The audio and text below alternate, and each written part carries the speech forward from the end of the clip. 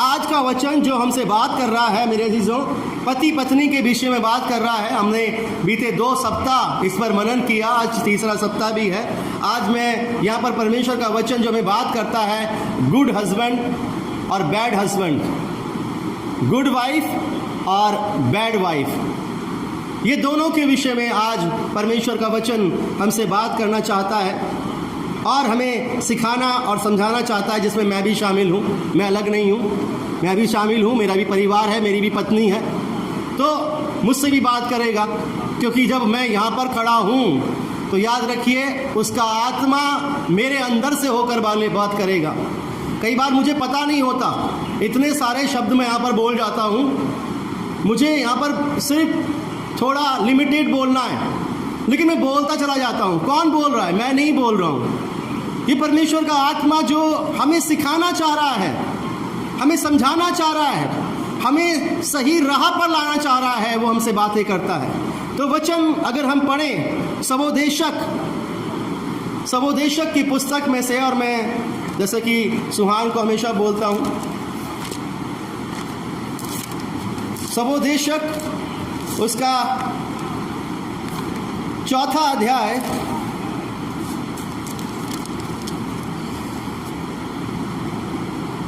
9 से लेकर 12 तक जरा ध्यान से सुनिएगा। ये पति पत्नी के विषय की बात है। अगर नहीं भी हुई है शादी तो होने तो वाली है। हाँ भाई विलियम, होने वाली है ना। तो हमें आगे का जीवन कैसा चलाना है ये भी वचन बात करता है।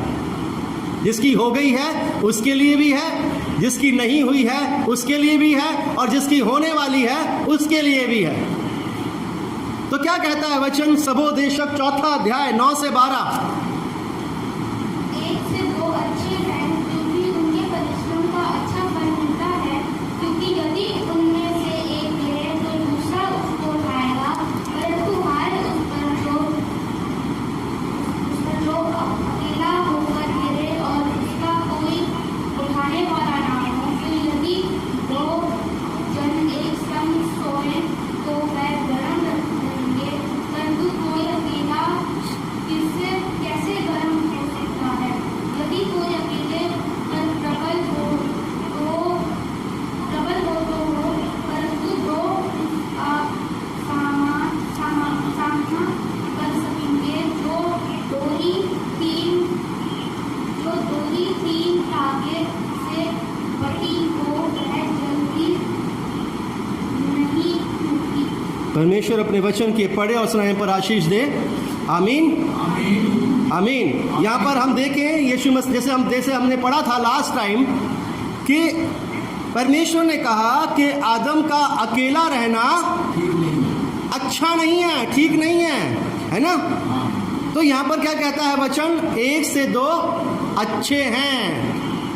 ठीक है, ये पहला वचन हमसे बात कर रहा है जो अकेला है, जो शादी करना नहीं चाह रहा है। ठीक है, तो उसके लिए ये वचन बड़ा इंपॉर्टेंट है। 1 से 2 अच्छे हैं क्योंकि उनके परिश्रम का अच्छा फल मिलता है। ये बाइबल कहती है उनकी मेहनत का अच्छा फल मिलेगा, क्योंकि यदि उनमें से एक गिरे तो दूसरा उसको उठाएगा, परंतु हाय उस पर जो अकेले होकर गिरे और उसका कोई उठाने वाला ना हो। मेरे जीजो, जब हम शादी के पवित्र बंधन में होते हैं तो प्रभु के दास वहाँ पर कुछ ऐसे ही हमसे प्रॉमिसेस लेते हैं कि दुख में सुख में हर परिस्थिति में मैं अपने पति के साथ, मैं अपनी पत्नी के साथ बनी रहूँगी या बना रहूँगा। हर हालात में, हर परिस्थिति में मैं एक दूसरे के हम सहभागी बने रहेंगे। ये प्रॉमिसेस लिए जाते हैं वहाँ पर।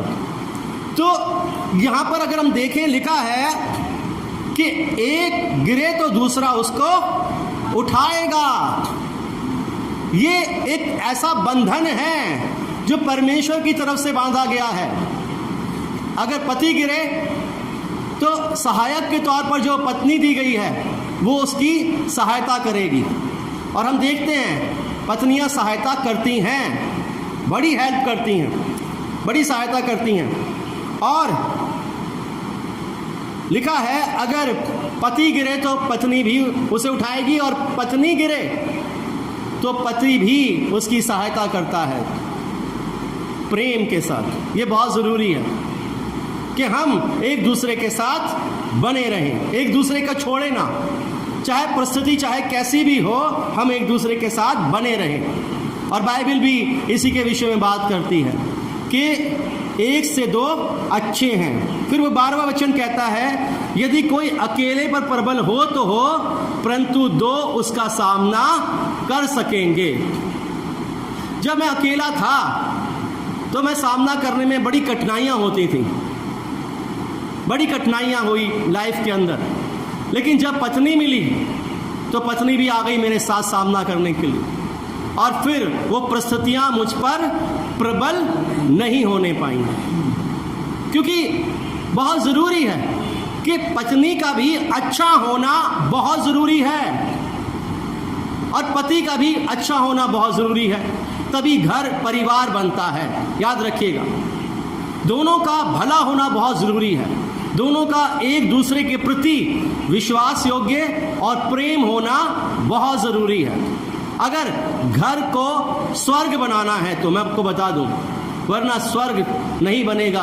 आज बहुत सारी ऐसी जगहें हैं जहां पर घर नरकीय जीवन जी रहे हैं, क्योंकि जब पति पत्नी में प्रेम नहीं है तो बच्चे भी मेरे अजीजों सुखी नहीं रह पाते हैं। लड़ाई झगड़े हैं, बहुत सारी ऐसी चीज़ें हैं जो घर में बनी रहती हैं, और बच्चे तमाम चीज़ों को देखते हैं, घर सुखी नहीं रहता। इसलिए परमेश्वर आशीष भी नहीं देता और प्रार्थनाएं भी सुनी नहीं जाती हैं। बाइबल में लिखा है पतरस के अंदर, पहला पतरस उसका 3 अध्याय के साथ 7वें 8वें अध्याय के वचन के अंदर, कि ताकि तुम्हारी प्रार्थनाएं रुक ना जाएं। जब हमारे घर में चैन नहीं है, लड़ाई झगड़े हैं, एक दूसरे के प्रति प्रेम नहीं है, पति अधिकार जमा रहा है, पूरा का पूरा प्रेम नहीं कर रहा है और पत्नी अधीन नहीं है, तो मैं आपको बता दूं, घर में खुशहाली नहीं है, चैन नहीं है, सक्सेस नहीं है, आशीष नहीं है, घर फलवंत नहीं है, प्रार्थनाएं सुनी नहीं जा रही हैं। ये कारण है।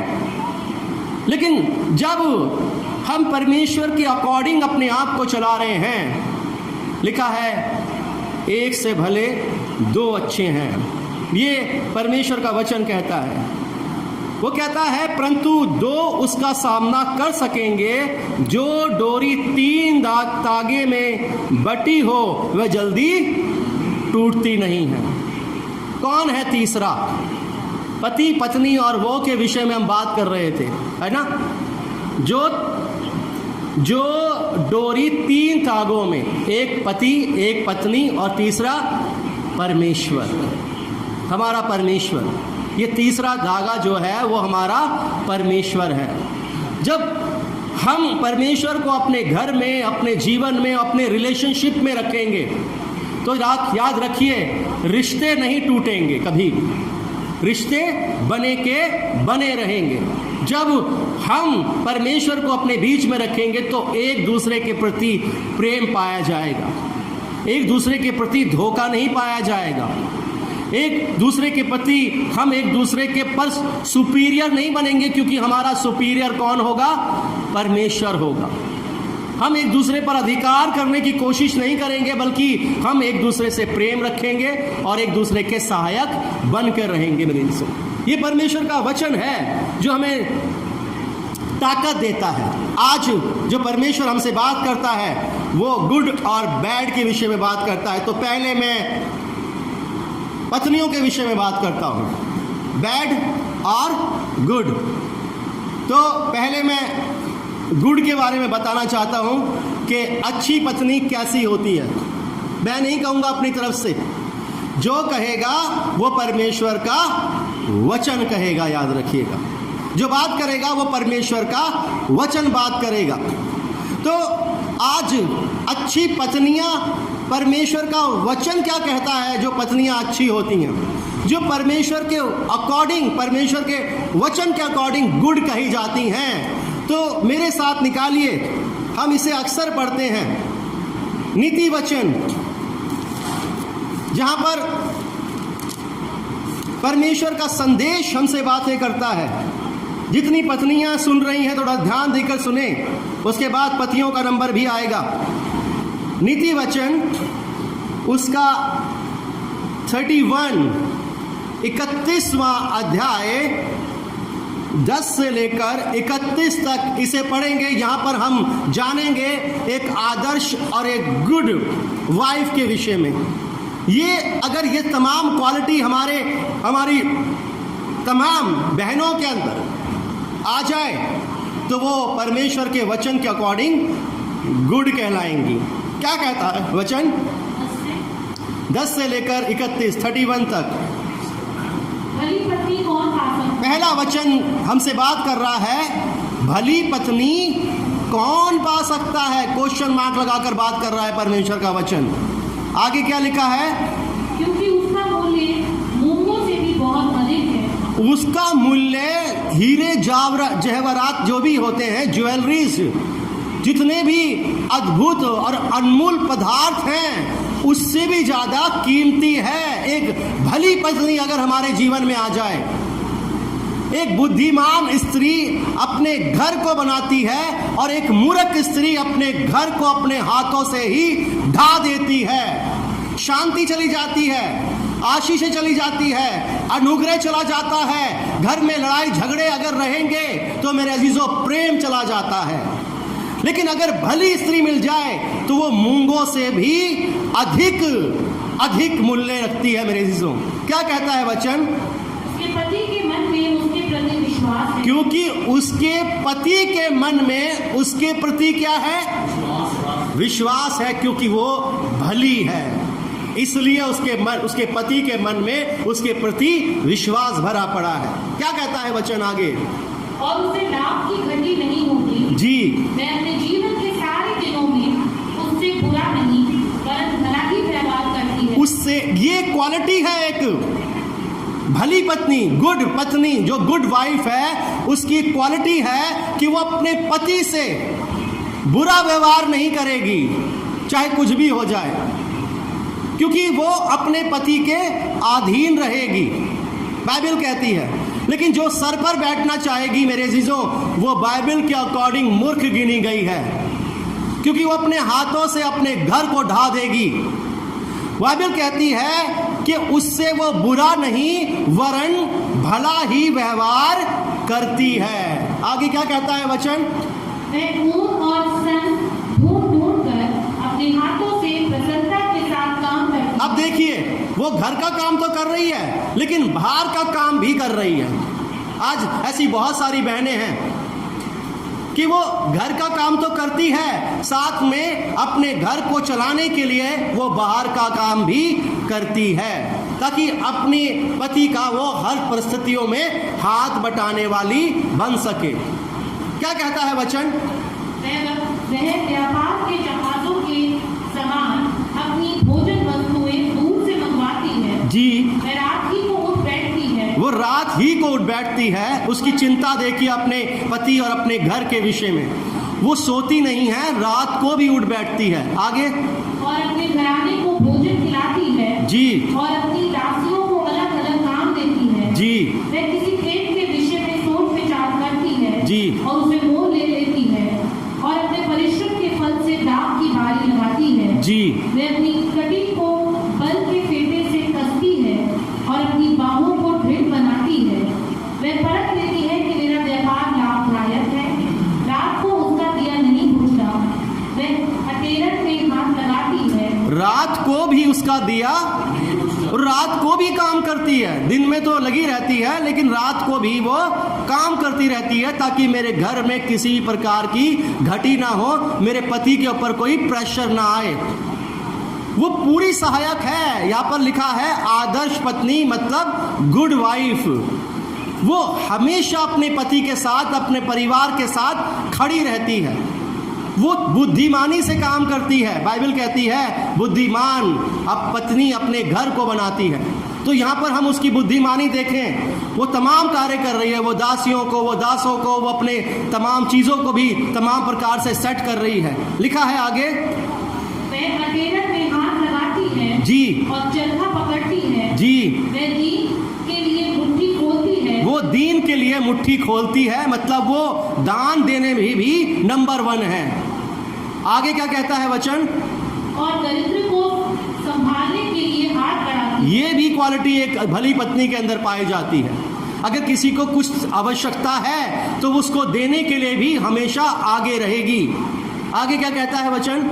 वे अपने घराने के लिए हिम से नहीं डरती, वो अपने घराने के लिए हिम से भी नहीं डरती। क्योंकि उसके घर के सब लोग लाल कपड़े पहनते हैं। मतलब लाल कपड़े मतलब उसके घर वाले हमेशा खुशहाली के साथ, आनंद के साथ रहते हैं। और वह तकिए बना लेती है जी, उसके वस्त्र सूषक सन और बैंजनी रंग के होते हैं। देखिए उसके काम, देखिए कैसे कैसे काम कर रही है अपने घर को चलाने के लिए। आगे, जब उसका पति सभा में देश के पुरनियों के संग बैठता है, जब उसका पति सभा में देश के पुरनियों के संग बैठता है तब उसका सम्मान होता है। तब उसका भी सम्मान होता है। देखिए ये उसकी पत्नी है, ये उसकी पत्नी है। तो पति के जरिए पत्नी का भी सम्मान होता है। आगे क्या कहता है वचन? वह सन के वस्त्र बनाकर बेचती है जी, और व्यापारी को कमरबंद देती है। जी, वह बल और प्रताप का पहरावा पहने रहती है और आने वाले काल पर हंसती है। और आने वाले उस बुरे कालों पर हंसती है। क्यों हंसती है? क्योंकि उसने अपने लिए, अपने घराने के लिए बहुत सारी चीजें बटोर कर रख ली हैं। अब उसे पता है मेरे घर में किसी भी भली वस्तु की कमी और घटी नहीं होगी, क्योंकि मैंने तमाम चीजें आवश्यकताओं की पहले से ही रख ली हैं। ये गुण पाए जाते हैं गुड वाइफ के अंदर मेरे इज्जों। क्या लिखा है और आगे? वह बुद्धि की बात बोलती है, वे बुद्धि की बात बोलती है और उसके वचन पिता की शिक्षा के अनुसार होते हैं। जी, वह अपने घराने के चाल चलन को ध्यान से देखती वह अपने घराने के चाल चलन को भी बड़े ध्यान से देखती है। और अपनी रोटी बिना परिश्रम नहीं खाती। और अपनी रोटी बिना परिश्रम, ये गुड वाइफ है। ये आदर्श पत्नी के गुण हैं। अगर वो बाहर काम नहीं कर रही तो घर का भी सारा काम वो कर रही है, तो वो एक गुड वाइफ है। आजकल बहुत सारी हैं ऐसी कि ना तो वो बाहर काम करती हैं और ना ही घर में काम करती हैं। मेड रख ली उन्होंने, वही कर रही हैं और लड़ती झगड़ती रहती हैं। तो घर आशीषित नहीं है, घर फलवंत नहीं है। इस कारण से मेरी अजीजों, क्या लिखा है आगे?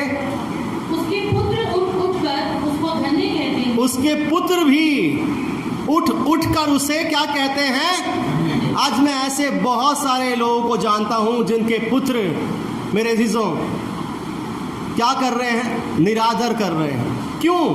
क्योंकि उन्होंने एक ऐसा एटमॉस्फेयर तैयार नहीं किया, उन्होंने अपने को आदर के योग्य नहीं बनाया। हम कैसे काम अपने घर में कर रहे हैं? क्या हम घर में लड़ रहे हैं, झगड़ रहे हैं, बुरा भला बोल रहे हैं, तो वही बच्चे हमारे सीख रहे हैं। और जैसा हम कर रहे हैं वैसा वही गुण हमारे बच्चों के अंदर आ रहे हैं। फिर हम जब एक दूसरे की रिस्पेक्ट नहीं कर रहे तो हमारे बच्चे भी हमारी रिस्पेक्ट आगे चलकर नहीं कर पाते हैं। इसलिए वो वचन दोबारा से पढ़िए, क्या कहता है? उसके पुत्र उठकर उसको धन्य कहते हैं। जी, उसका पति भी उठकर उसकी ऐसी प्रशंसा करता है। बहुत सी स्त्रियों ने अच्छे अच्छे काम तो किए हैं, परंतु तू उन सबों में श्रेष्ठ। बहुत से स्त्रियों ने अच्छे अच्छे काम तो किए हैं, लेकिन जो ये स्त्री है जिसके बारे में बता रहे हैं, काम तो बहुत सारी स्त्रियां करती हैं, लेकिन ये जो गुण पाए जा रहे हैं, आप इसे बाद में भी पढ़िएगा, जितनी भी बहनें हैं इसे जरूर पढ़िएगा इस वचन को, कि ये हमें एक नए मार्ग पर चलाना चाहती है। ये हमें बुद्धि देना चाहता है। ये वचन हमें समझ देना चाहता है। लिखा है बहुत सी स्त्रियों ने अच्छे अच्छे काम तो किए हैं, परंतु तुम उन सबों में श्रेष्ठ कही गई है। अगर ये सारी बातें आपके अंदर हैं तो आप श्रेष्ठ कही गई हैं मेरे अजीज, याद रखिएगा। आगे क्या कहता है वचन? शोभा तो झूठी, शोभा, मेकअप तो झूठा है। बाइबल कहती है ऊपरी शोभा तो झूठी है और सुंदरता व्यर्थ है। बाइबल के अनुसार आप कितना मेकअप कर लीजिए, कितनी लिपस्टिक लगा लीजिए, अच्छी से अच्छी ज्वेलरी पहन लीजिए, अच्छे हेयर को कलर कर लीजिए, कुछ भी कर लीजिए अपनी सुंदरता को बढ़ाने के लिए, लेकिन आपके अंदर अगर ये क्वालिटी नहीं है तो आपकी सुंदरता कैसी है? व्यर्थ है, किसी काम की नहीं है। अगर आपके जीवन में ये क्वालिटीज नहीं हैं तो आपकी सुंदरता, चाहे आप कितने सुंदर हो, कितने अच्छे कपड़े पहने हो, कितना अच्छा मेकअप करा हो आपने, वो व्यर्थ है बाइबल के अकॉर्डिंग। लेकिन अगर आपके ये भली स्त्री के गुण आपके जीवन में नहीं पाए जाते हैं तो वो कहता है, परंतु जो स्त्री यहोवा का भय मानती है उसकी क्या की जाती है? जो परमेश्वर का भय मानेगा वो कभी भी गलत रास्ते पर नहीं होगा। वो परमेश्वर के वचनों को अपने जीवन में अपनाएगा और वचन अगर उसके जीवन में काम करेंगे तो मेरे अजीजों, फिर वो ऊपरी शोभा नहीं, उसकी अंदरूनी शोभा काम करेगी। गुण ये बहुत जरूरी हैं। वो गुण हमारे जीवन में होने चाहिए जो गुण परमेश्वर के वचन में पाए जाते हैं। मेरे अजीजों, आगे क्या कहता है अंतिम वचन इसका? उसके हाथों के परिश्रम का फल उसे दो और उसके कार्यों से सभा में उसकी प्रशंसा हो। जी, किससे प्रशंसा होगी? उसके कार्यों से, हमारे कामों से सभा में प्रशंसा होगी। मेरे अजीजों, अगर एक गुड वाइफ, भली पत्नी अगर आप हैं तो आपके अंदर ये गुण जरूर होने चाहिए।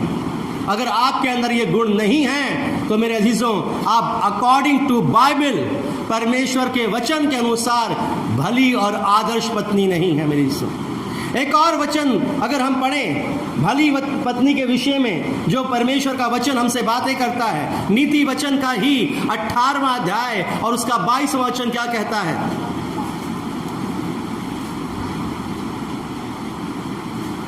जिसने स्त्री बिहाली उसने उत्तम पदार्थ पाया। जिसने स्त्री बिहाली उसने क्या पाया है?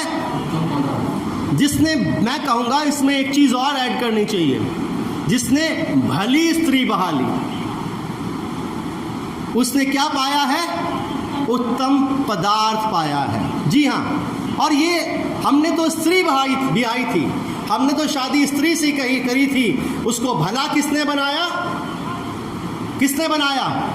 जिसका वो भय मानती है, जिसका वो डर मानती है, उसने उसे भला बना दिया कि उसके पति के मन में उसके प्रति विश्वास पाया जाता है।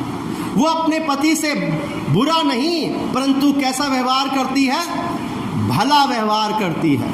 ये बहुत ज़रूरी है कि हम कैसे, जिसे परमेश्वर ने कहा है कि तुम पत्नियों अपने पति के अधीन रहो, तो ज़रूरी है कि हम अपने पतियों से बुरा नहीं परंतु कैसा व्यवहार करें? भला व्यवहार करें। अगर हम सारा के जीवन को देखें, अब्राहम को परमेश्वर ने कहा कि तू अपने कुटुंबियों को छोड़कर उस देश को चला जा जो मैं तुझे दिखाना चाहता हूं। तो बाइबल कहती है कि वो बड़ा धनवान था, बड़ा पैसे वाला था, लेकिन वो सब कुछ छोड़कर परमेश्वर की उस राह पर हो लिया, उस देश की खोज में हो लिया जो परमेश्वर कहता है मैं तुझे दिखाना चाहता हूं। अभी दिखाया नहीं है, लेकिन हम यहां पर सारा से भी नाम मुकरे। मेरी सारा भी उसी परिस्थिति में, अकाल में, किसी भी हर परिस्थिति में, हर प्रकार की रुकावटों में अपने पति के साथ बनी रही। हर परिस्थिति में अपने पति के साथ बनी रही। यहाँ तक कि हमने देखा कि अब्राहम एक समय में डर गया जब वो मिस्र देश में था। वहाँ पर उसने अपनी पत्नी से कहा कि वहाँ पर के लोगों से कहना कि तुम मेरी पत्नी नहीं बल्कि मेरी बहन हो। उसने उस बात को भी माना। वहाँ पर वो कैसी थी? वो आदर्श पत्नी थी मेरे अजीजों। चाहे अकाल था, बीमारी थी, तकलीफें थी, जंगल का रास्ता था, निर्धनता थी, कमजोरी थी, लेकिन वो अपने पति के साथ हर परिस्थिति में बनी रही मेरे अजीजों। ये आदर्श पत्नी है। जिसने स्त्री बहाली उसने उत्तम पदार्थ पाया है। इसलिए एक से भले दो अच्छे हैं। ये जरूरी है कि अगर आप रुके हुए हो तो आप रुके मत रहो, जितनी जल्दी हो उस बंधन में बन जाओ जो परमेश्वर तुम्हें बांधना चाहता है, क्योंकि एक से भले दो अच्छे हैं। तीतुस क्या कहता है इसके बारे में मेरे अजीजों? तीतुस की पुस्तक निकालें।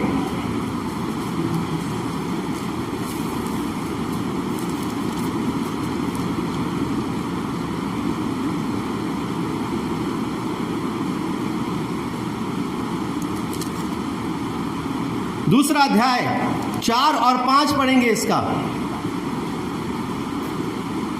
ताकि वे जवान स्त्रियों को चेतावनी देती रहे कि अपने पतियों और बच्चों से प्रीति रखें और संयमी, पतिव्रता, घर का कारोबार करने वाली, भली और अपने अपने पति के अधीन रहने वाली हों। दोबारा से पढ़िए। ताकि वे जवान स्त्रियों को चेतावनी देती जवान स्त्रियों को क्या देती रहे? चेतावनी। यहाँ पर अलर्ट करने के लिए बोला गया है, सावधान करने के लिए बोला गया है। क्या कहता है वचन? कि अपने पतियों और बच्चों से प्रीति रखें। अपने बच्चों और अपने पतियों से क्या रखें? प्रीति रखें। और संयमी, पतिव्रता, घर का कारोबार करने वाली, भली और अपने अपने पति के अधीन रहने वाली हों। और अपने अपने पति के अधीन रहने वाली हों, ताकि परमेश्वर के वचन की निंदा ना होने पाए। पति परमेश्वर के वचन की निंदा ना होने पाए। जब हम बाहर जाएंगे ना तो लोग बातें बनाएंगे, देखा ये तो लड़ती झगड़ती है, ये तो अपने पति का आदर सम्मान नहीं करती, उससे बुरा व्यवहार करती है, ये तो घर का कामकाज ठीक से नहीं करती, ये तो संयमी नहीं है, हमेशा कुड़कुड़ाती रहती है। तो ये सारे गुण जो यहाँ पर बाइबल कहती है ये हमारे जीवन में होने चाहिए। नीति वचन 14वां अध्याय और उसका पहला वचन भी हमसे यही कहता है मेरे अजीजों कि हर बुद्धिमान स्त्री अपने घर को बनाती है, पर मूढ़ स्त्री अपने हाथों से ही अपने घर को ढा देती है। तो आप बुद्धिमानों में हैं या मूर्खों में हैं, ये हमें खुद सोचना है। अभी मैंने आपको एक भली पत्नी के, गुड वाइफ के गुण बताए। अब मैं आपको बताना चाहता हूं एक बैड वाइफ के बारे में परमेश्वर का वचन क्या कहता है। बैड वाइफ के बारे में परमेश्वर का वचन क्या कहता है। निकाले मेरे अजीजों नीति वचन। बार बार सुलेमान की इतनी सारी स्त्रियां थी, वो बड़ा कंफ्यूज हो गया था, बड़ा परेशान हो गया था, क्योंकि वहां पर कुछ भली थी और कुछ बुरी भी मिल गई थी उसके साथ। अन्य जातियों में से आ गई थी जो उसको अपने देवताओं के सम्मुख ले गई थी मेरे अजीजों, और परमेश्वर से दूर कर दिया था। लिखा है नीति वचन 7वां अध्याय 10 से लेकर 19 तक पढ़ेंगे, ध्यान से सुनिएगा। और देखो, उससे एक स्त्री मिली जिसका भेष वेश्या का सा था जी, और बड़ी धूर्त थी। कैसी थी? एक जवान को एक स्त्री मिलती है जिसका भेष कैसा सा है? एक वैश्या सा। मतलब आपके गुणों के अंदर व्यभिचार नहीं पाना चाहिए, याद रखिए। आपके पति के मन में आपके प्रति विश्वास होना चाहिए, आपका एक ही पति होना चाहिए। तो बाइबल क्या कहती है कि वो कैसी थी? धृत थी और शांति रहित और चंचल थी। वो शांति से रहित थी और चंचल थी, नौटी थी, और अपने घर में ना ठहरती थी, और अपने घर में नहीं ठहरती थी। कभी वह सड़क में, कभी चौक में पाई जाती थी, कभी वो चौक में पाई जाती थी, और एक एक कोने पर वह बाट जोती थी जी। तब उसने उस जवान को पकड़कर चूमा, और निर्लज्जता की चेष्टा करके उसने कहा, और बिल्कुल लज्जा का स्वभाव ना होते हुए उसने उस जवान से कहा, मुझे मेल पर बलि चढ़ाने थे। उसको बहाना बनाया कि मुझे मेल बलि चढ़ाने थे, और मैंने अपनी मन्नतें आज ही पूरी की हैं। और जी, इसी कारण मैं तुमसे भेंट करने को निकली जी। मैं तेरे दर्शन की खोजी थी जी, और अभी पाया है। मैंने अपने पलंग के बिछौने पर मिस्र के बेबूटे वाले कपड़े बिछाए हैं। मैंने अपने बिछौने पर गंधरस, अगर और दालचीनी छिड़की है। इसलिए अब चल हम प्रेम से भोर तक जी बहलाते रहें, हम परस्पर की प्रीति से आनंदित रहें, क्योंकि मेरा पति घर में नहीं है, वह दूर देश को चला गया है। ये है बैड पत्नी।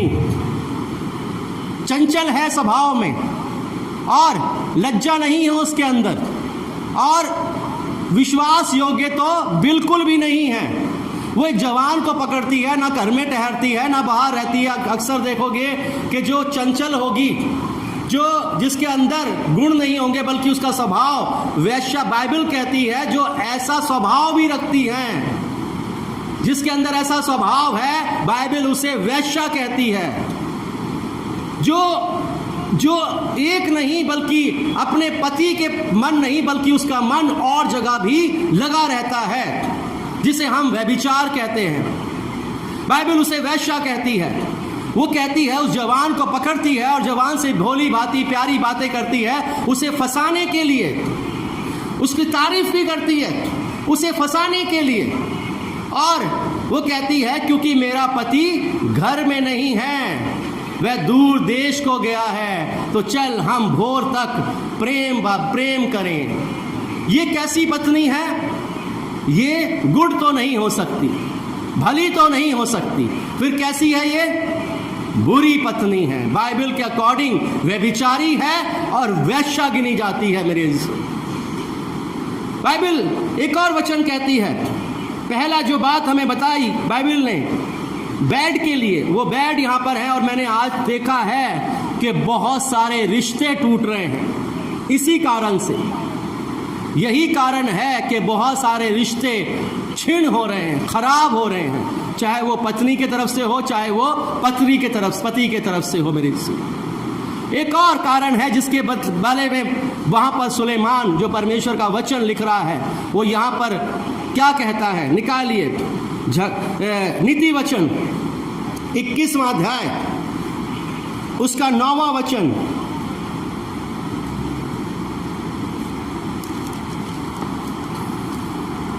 लंबे चौड़े घर में झगड़ालू पत्नी के संग रहने से छत के कोने पर रहना उत्तम है। जी हाँ, एक बैड जो पत्नी होगी जिसके अंदर बुरे गुण हैं वो झगड़ालू होगी। वो इतना परेशान हो गया सुलेमान जब इसने इस वचन को लिखा कि वो लिखता है कि लंबे चौड़े घर में रहने से, चाहे घर कितना बड़ा हो, बंगला हो, कोठी हो, घर में सारी चीजें हो, घर की तमाम आवश्यकताएं पूरी हो, लेकिन अगर घर में शांति नहीं है, अगर घर में लड़ाई झगड़ा करने वाली पत्नी है तो उसके अकॉर्डिंग एक छोटा सा कुटिया भी मिल जाती ना, एक झोपड़ी मिल जाए वही ज्यादा अच्छी है। कम से कम शांति से तो जीवन व्यतीत होगा। घर के कोने में रहना ज्यादा उत्तम है। तो अगर ये गुण हमारे अंदर पाए जाते हैं तो बाइबल इसके लिए कहती है कि वो बैड है, गुड नहीं है। एक और वचन 21वां अध्याय 19वां वचन भी कुछ इसी प्रकार से वो कहता है, झगड़ालू और चिढ़ने वाली पत्नी के, झगड़ालू और चिढ़ने वाली, दो क्वालिटी है यहाँ पर, दो क्वालिटी की बात कर रहा है यहाँ पर वचन। एक तो जो झगड़ा करती रहती है और दूसरी जो चिढ़ती रहती है, कुड़कुड़ाती रहती है। झगड़ालू और चिढ़ने वाली और पत्नी के संग रहने से जंगल में रहना उत्तम। वो कह रहा है चाहे इतना बड़ा महल था उसके पास, संसार का सबसे धनवान राजा, बाइबल कहती है संसार का सबसे धनवान राजा ये कह रहा है कि ऐसी पत्नी से तो अच्छा मैं जंगल में जाकर रह लूं। अब जंगल में कोई रह सकता है? नहीं रह सकता ना, जंगल तो और ज्यादा खराब है। लेकिन ये देखिए कि उसका घर क्या है? उसका मन। उसका घर जो है उसका मन। अगर उसके मन में शांति नहीं है, घर में चिड़चिड़ होती रहे, घर में लड़ाई झगड़े होते रहे, तो मेरे अजीजों वो राजा भी यही कहने पर मजबूर हो गया कि इस बड़े महल से अच्छा तो मैं जंगल में जाकर रह लूं, वो ज़्यादा बढ़िया है। तो हमें ऐसा स्वभाव अपने जीवन में नहीं लेकर आना है कि हमारा पति भी हमसे यही कहने लगे कि अच्छा है कि मैं घर से निकलकर बाहर जाकर रह लूं तो ज़्यादा अच्छा है। तो हमारे स्वभाव के अंदर ये बातें नहीं पानी जानी चाहिए। और ये मैं नहीं कह रहा हूं, ये कौन कह रहा है? ये परमेश्वर का वचन कह रहा है मेरे अजीजों। 27वां अध्याय नीति वचन 15 और 16 भी बैड वाइफ के बारे में कुछ ऐसा ही कहती है। झड़ी के दिन पानी का लगातार टपकना, झड़ी के दिन पानी का लगातार टपकना, टप टप टप टप, रात को सोने नहीं देगा आपको, याद रखिए। अगर पानी टपकता रहे तो आपकी नींद को खराब कर देगा। क्या लिखा है? और झगड़ालू पत्नी दोनों एक से हैं। झगड़ालू पत्नी और पानी का टपकना दोनों आपके चैन को चुरा कर रखेंगे, दोनों आपकी शांति को खराब करके रखेंगे मेरे अजीजों। अगर झड़ी के दिन आपके घर से पानी टपक रहा है, पहले तो, अभी तो ऐसी दीवारें नहीं है, अब तो ऐसे लेंटर वाले घर नहीं होते थे, लेकिन अभी भी कई जगह पर झुग्गी झोपड़ी घर होते हैं, और हम देखते हैं जब वहाँ से पानी टपकता है। हमारे घर में ही देख लीजिए, अगर सीलन आ जाए घर के ऊपर और पानी टप टप टप टप टप टप टपकने लगे तो आपको रात को वो सोने नहीं देगा, चैन नहीं लेने देगा। ऐसे ही झगड़ालू पत्नी भी है जो चिड़ चिड़ चिड़ चिड़ करती रहेगी मेरे अजीजों, वो दोनों एक ही समान गिनी जाती हैं। यहाँ पर क्या कहता है वचन 16वें वचन में? जो उसको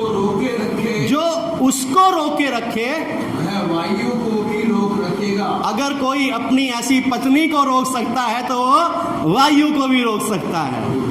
मतलब वायु को रोकना बड़ा मुश्किल है, तो ऐसी पत्नी, बुरी पत्नी को भी रोकना बड़ा ही मुश्किल है मेरे इंसो। यहाँ पर सुलेमान इस वचन को बोल रहा है। 25वां अध्याय 24वां वचन भी कुछ ऐसे ही कहता है।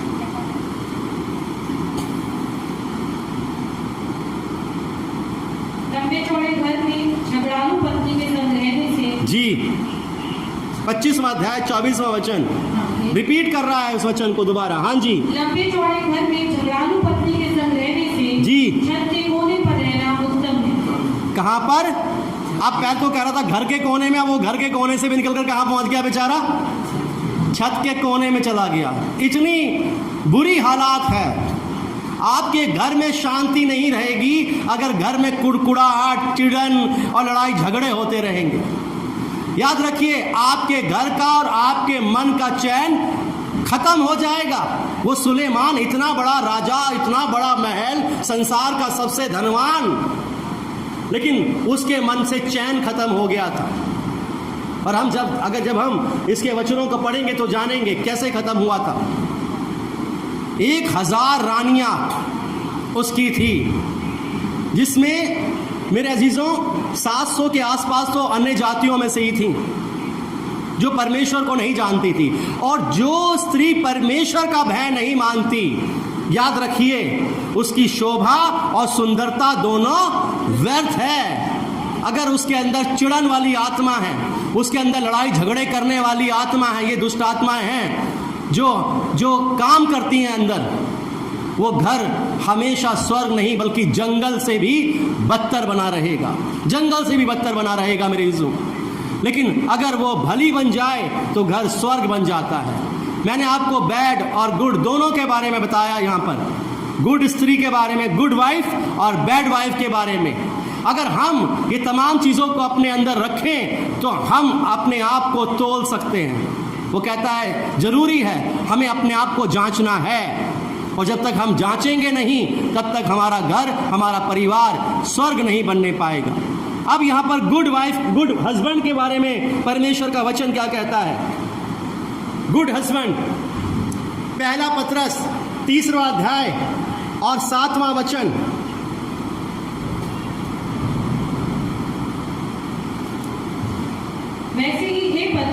वैसे ही हे पतियों, तुम भी बुद्धिमानी से पत्नियों के साथ जीवन निर्वाह करो। बहुत जरूरी है कि पति का भी बुद्धिमान होना बहुत जरूरी है। ये बहुत इंपॉर्टेंट रखता है कि अपनी पत्नी से बुद्धिमानी से बर्ताव करना है, लड़ना झगड़ना नहीं है ना। और कठोरता का तो बिल्कुल भी कठोरता नहीं करनी है। कई मैंने देखा है, कई भाई बताते हैं मैंने तो अपनी पत्नी को बेल्ट से मारा, बड़े गर्व से बोलते हैं, मारता हुआ सीढ़ी से नीचे लेकर आया। चप्पलों से मारते हैं अपनी पत्नियों को, गालियां देते हैं गंदी गंदी, बुरे शब्द निकालते हैं अपने मुंह से। लेकिन बाइबल उन्हें गुड नहीं कहती बल्कि बैड कहती है। जो अपनी पत्नी से बुद्धिमानी के साथ बर्ताव करेगा वो गुड कहलाएगा। मेरे जो याद रखिएगा क्या कहता है वचन। और स्त्री को निर्मल पात्र जानकर, और स्त्री को निर्मल पात्र जानकर उसका आदर करो। उसका क्या करना है? आदर करना बहुत जरूरी है, क्योंकि पत्नी किसने दी है? परमेश्वर ने दी है, खुद नहीं लेकर आया है। याद रखिए, उसे मनुष्य ने नहीं बनाया। पति ने अपनी पत्नी को अपनी पसली को निकाल कर और उसके अंदर मांस भर के और एक डिजाइन बनाकर सुंदरता के हिसाब से नहीं बनाया है और फिर मैं इसे पत्नी करूं और अपने पास रखूं, नहीं, बल्कि परमेश्वर ने उसे दिया है। तो जो चीजें परमेश्वर हमें देता है हमें उसका क्या करना है? आदर करना है।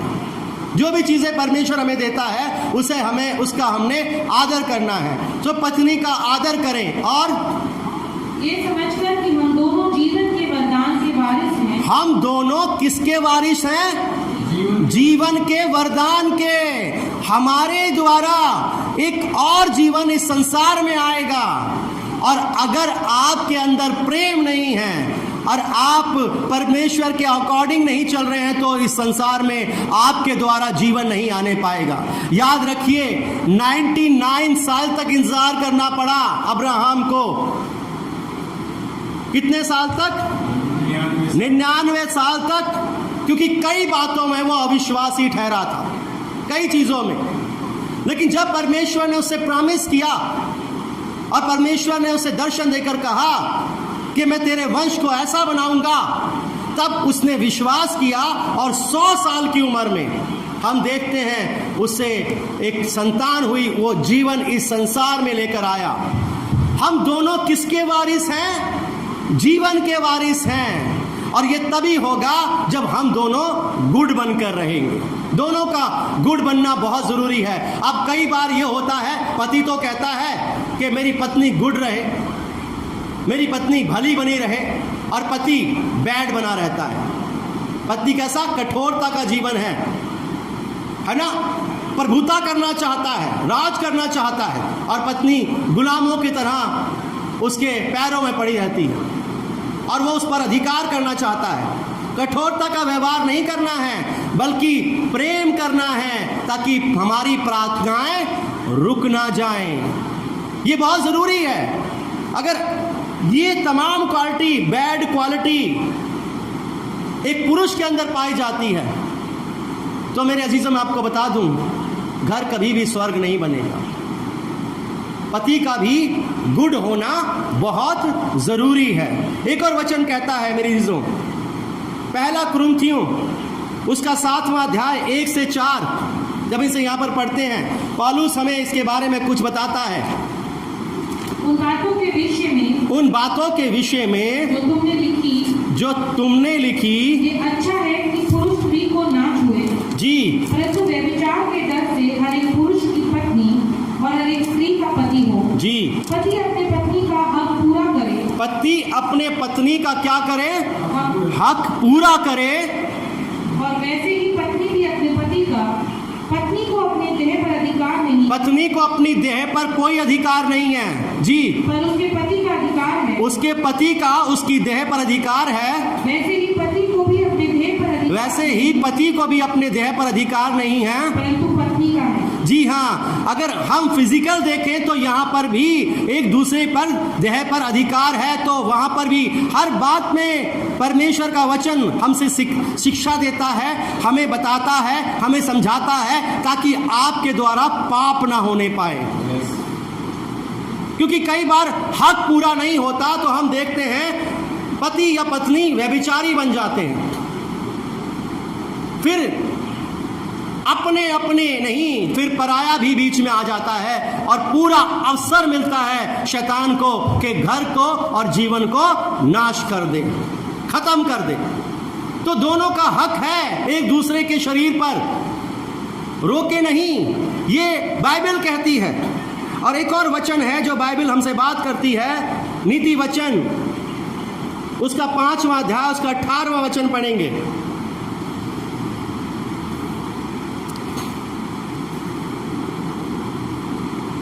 तेरा सोता धन्य रहे, तेरा सोता धन्य रहे, और अपनी जवानी की पत्नी के साथ आनंदित रहे। और किसके साथ आनंदित रहे? सिर्फ ओनली अपनी जवानी की पत्नी के साथ आनंदित रहे।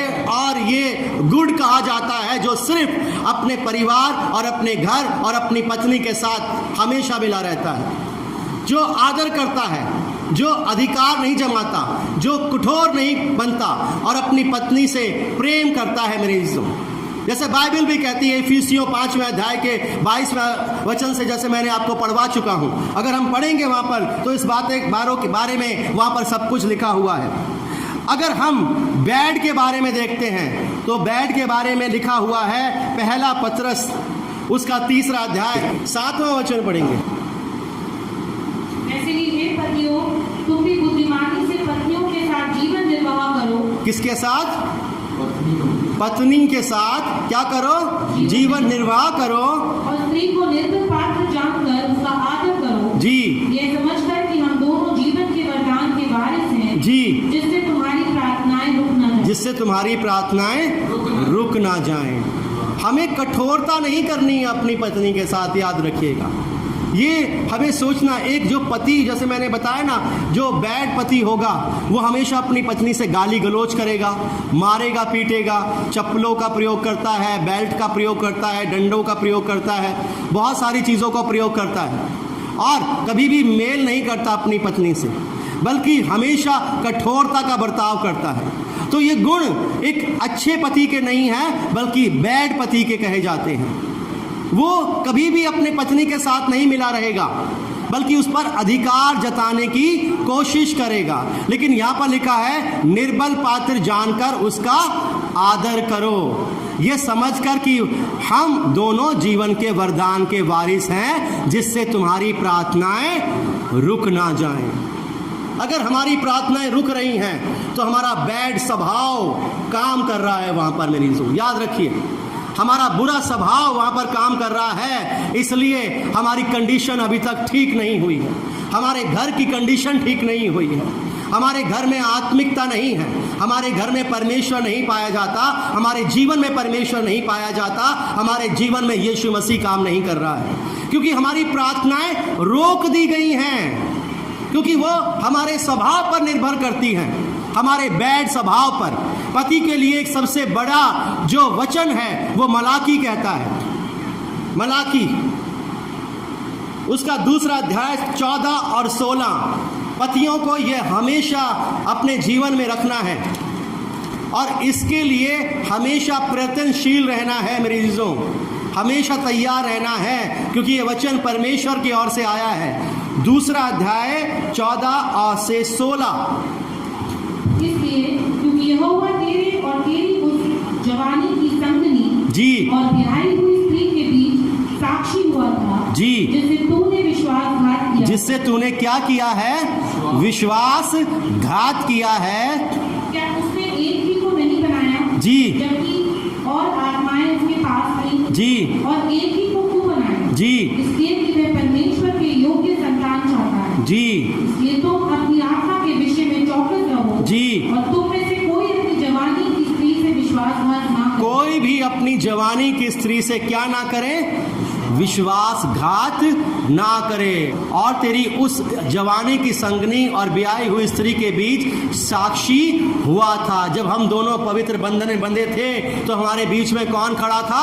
परमेश्वर खड़ा था। जब वो प्रॉमिस हो रहा था तो हम देखते हैं वो प्रॉमिस कौन करवा रहा था? परमेश्वर करवा रहा था। तो ये जरूरी है कि हम विश्वास योग्य बने रहें।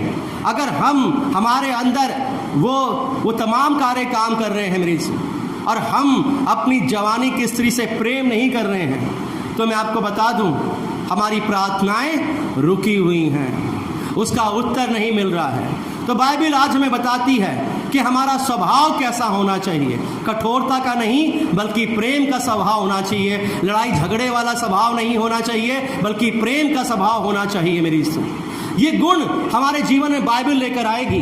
हमें इसे बार बार पढ़ना है।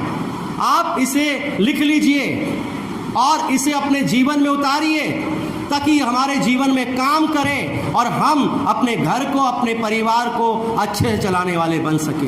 दोनों के जीवन में कार्य करे परमेश्वर का वचन। दोनों एक दूसरे के साथ रहे, एक अधीन रहे और एक दूसरे से एक उससे प्रेम करे। ये बाइबल कहती है। एक किंग ना बने मेरे अजीजों, ना दूसरा क्वीन बने, बल्कि एक प्रेमी बने और दूसरा अधीन रहे। ये बाइबल कहती है मेरी सुन। तो प्यार, विश्वास और मेरे अजीजों हमारे बीच में सहभागिता बहुत ज़रूरी है। मेल बहुत ज़रूरी है। अंडरस्टैंडिंग बहुत ज़रूरी है। अगर एक गिरे तो दूसरा उसे उठा लेगा। अगर एक गिरे तो दूसरा उसे उठा लेगा। आज ज़रूरी है मेरे अजीजों कि हम ऐसा ही बने। छोटी छोटी बातों पर क्रोधित ना हो बल्कि परमेश्वर को अवसर दें ताकि परमेश्वर पति और पत्नी के बीच में बना रहे और रिश्ते टूटने ना पाएं। मैं फिर कहता हूँ, रिश्ते ज़रूरी नहीं है कि तलाक से टूटते हैं। रिश्ते तो घर में रहकर भी टूटे रहते हैं। घर में रहकर भी पति पत्नी के अंदर मेल और प्रेम नहीं पाया जाता है मेरे जिसमें। आज हमारे घर में भी, घर में रहते हुए भी, एक साथ रहते हुए भी डिवोर्स हुआ पड़ा है मेरे जिसमें।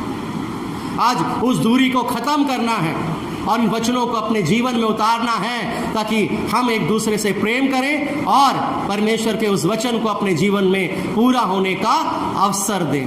लंबे चौड़े घर में हमें रहना है तो प्रेम के साथ रहना पड़ेगा मेरे, तभी वो लंबा चौड़ा घर आशीषित कराएगा, वरना वो जंगल से भी गया गुजरा है, बदतर है मेरे। तो परमेश्वर इस वचन के द्वारा हम सबको आशीष दे। मैं विश्वास करता हूँ कि पहले मैंने इस वचन को सीखा है, ये मेरी ज़िंदगी में काम करे और हम सब की ज़िंदगी में ये भरपूरी के साथ काम करने पाए। प्रभु आप सबको बड़ी आशीष दे।